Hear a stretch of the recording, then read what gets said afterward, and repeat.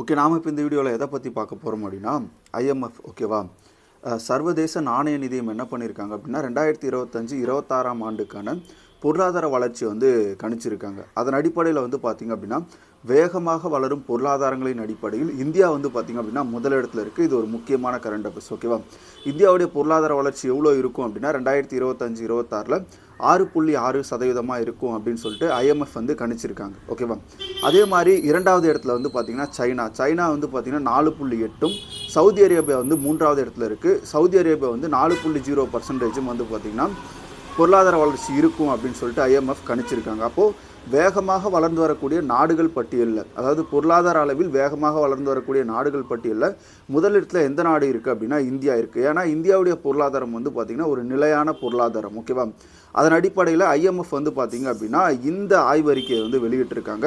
இதில் Russia, America எல்லாம் பார்த்திங்கன்னா ரொம்ப பின்னாடி இருக்குது. ஓகேவா, ஏன் அப்படின்னா இப்போதைக்கு வந்து பார்த்திங்கன்னா உலக அளவில் வேகமாக வளர்ந்து வரக்கூடிய பொருளாதாரம் அப்படின்னா அது இந்தியா.